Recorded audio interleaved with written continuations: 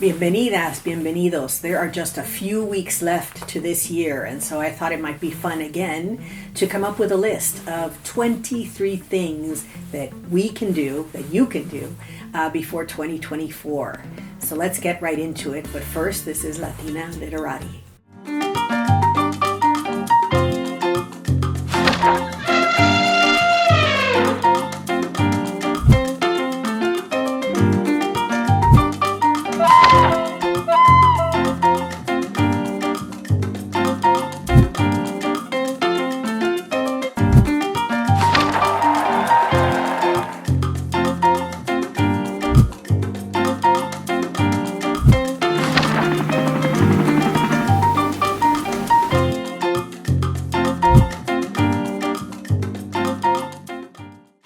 Number 23.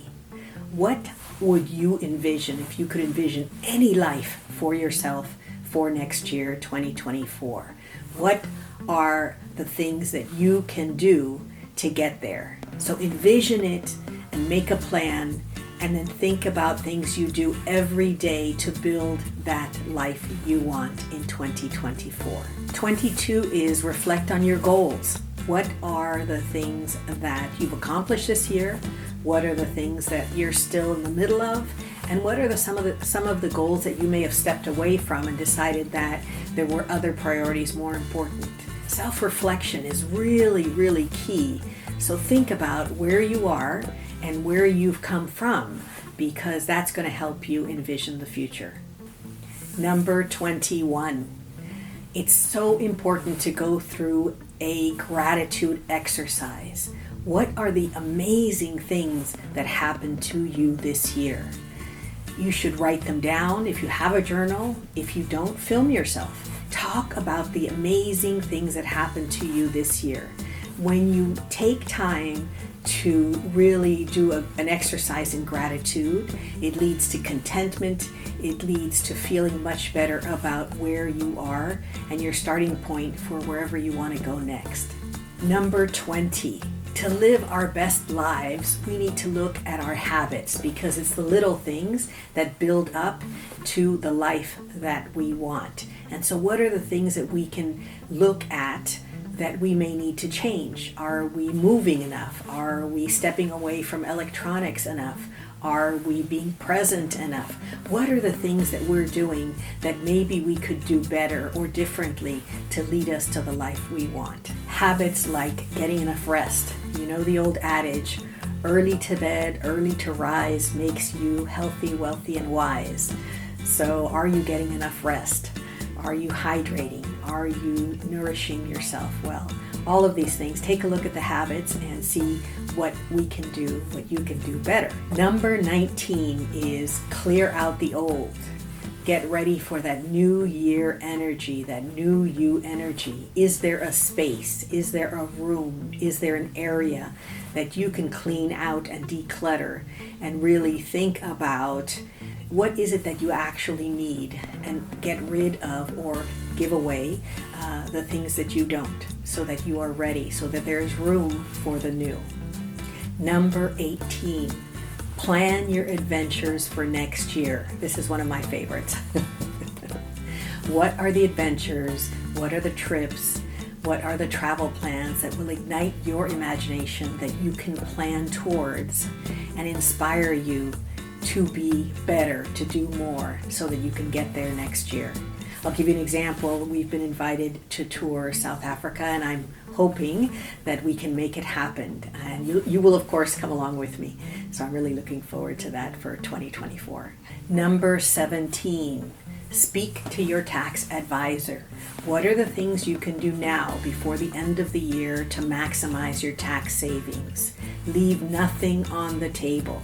You want to be able to have those resources. So take a look at what you can do in these last few weeks of the year to maximize the amount that you can keep. Number 16, learn to use your phone more efficiently. What are the things we can do, like deleting distracting apps, perhaps having a calendar or a schedule on the phone, making sure that we're using technology efficiently and not letting it distract us, because we all do it. I know that sometimes I look up and I have just spent several hours on my phone. Not good. So we need to really look at the way we use technology, the way we use our phones, and have it help us. What are the apps that can help us, whether it's meditating, getting to sleep, organizing, and not having it control our time. Because our time is our most precious resource. It is something that does not come back once it's gone. Number 15, what are the things we can accomplish in this last stretch of the year? Can we push and get some things done that maybe we thought we couldn't? What are the things that we can accomplish if we just work harder, if we just dedicate ourselves to finishing whatever it is that you may have still dangling over you, that you may want to finish before the end of the year? Let's push, let's get through this, and let's just do it. What is the old adage? We do what we have to do so we can do what we want to do. Number 14. When the temperature lowers, the seasons change, we want to stay cozy inside, we want to stay by the hearth, but we really need to move. So if it's indoor exercise like stretching or yoga, or even better yet, enjoying the change of stations out in nature, in hikes, we need to move. So I would really recommend calling a friend or a family member and going out for a walk. It's one of my favorite activities, and I highly recommend it. Clears the mind, allows you to recenter, and enjoy beautiful nature and walks. Number 13 is to finish your journaling. Use your journal to express yourself, to plan, to reflect, to just use it as a time for just expressing what it is that you're thinking, what you're feeling at the moment. Self-reflection is such a powerful tool for self-discovery. And if you don't have a journal, start one. Start one either with a physical journal or maybe on a laptop. But really, really recommend journaling. So get those journal entries in. Number 12. Speaking of decluttering, can we get rid of everything on our social platforms, social media that we don't need? All of those videos and pictures and messages.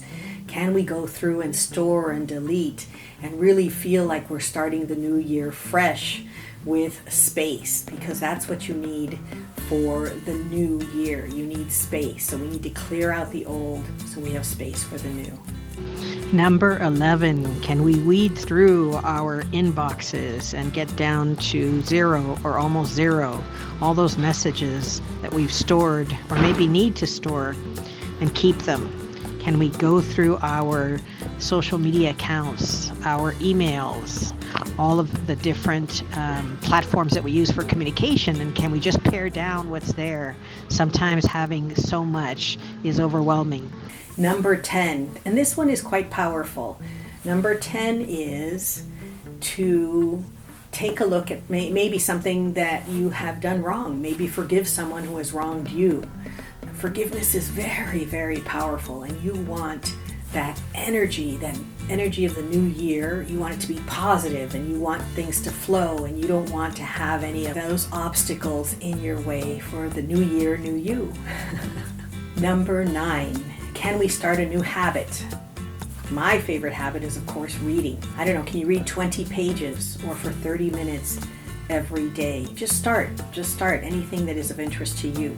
Start reading, and you'll see how that literally pivots how you set up your day and the things you look forward to. There are amazing worlds waiting to be enjoyed by you. So start reading today. Number 8, create a winter wellness regime.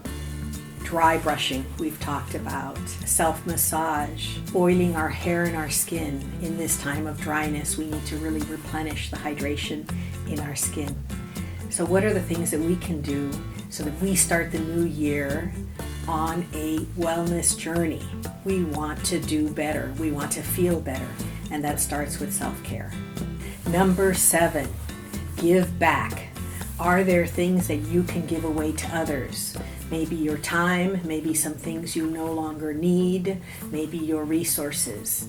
We find ways to help others. This is the season of giving, and so I recommend and encourage you to find ways to give back and to give to others. Number 6, prepare your space. Clean your space. You want your space to be clean and ready for the positive energy and blessings of the new year. We want our homes, our spaces where we work, we want things to be ready for all the amazing things that next year will bring you. Number 5, if you enjoy decorating, then decorate for the celebrations that you will be celebrating during these last weeks of the year. Perhaps you invite others and it becomes a celebration of decorating, a decorating celebration. But enjoy this time. If you enjoy decorating, then by all means, I encourage you to do that. There are all sorts of wonderful DIY decorations that we have used in the past, and I'm sure we'll continue to use. So recommend looking up the things that you can make, because it means so much more when you make them with your own hands. Number 4, make homemade gifts. Share your gifts with others. We'll be having a baking weekend next month as we prepare to give home-baked goods to friends and family. And so it's a wonderful way to share whatever gifts you may have, and others really appreciate receiving homemade things as well. Number 3, are there any resolutions left that we might be able to accomplish before the year is over? What are the things we said to ourselves that we couldn't or should do this year, but have not yet gotten time to do? And I'll give you an example. I put on my vision board that 2023, because of my wrist fracture, I was going to take up the piano, and I did not have time. Don't think I'll have time, but I'm going to repeat it for 2024, because the muscles used when you play the piano are different and help to heal, for example, my wrist. So that's an example of something that I'm not going to get a chance to do, but I will do for 2024. Number 2, attend special events or plan them. Organize gatherings with your friends, with your loved ones. We need socialization. We need to socialize for our emotional and our mental health.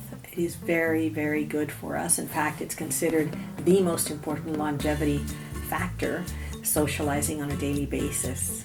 We need to find our tribe, and we thrive within our tribe. So definitely have a wonderful time in your celebrations. And number 1, when you arise in gratitude, as the great philosopher Marcus Aurelius teaches us, and wonder how amazing it is to have another day, we have a chance to make it a day full of joy, to have our days during this special time of year be joyful, filled with blessings, helping others. And so number 1 to do before 2024 is to take every day and enjoy it. Really think about ways of making it special and to enjoy it with those you love, your friends and family. And so we wish you all the best always. Thank you so much for this joint journey. I would love to hear from you. What are the things you are planning to do before 2024? What are the suggestions or advice that you have to share? Please let us know. We would love you to subscribe to Latina Literati. And as always, we wish you mucho cariño, mucho salud y mucho amor. Gracias.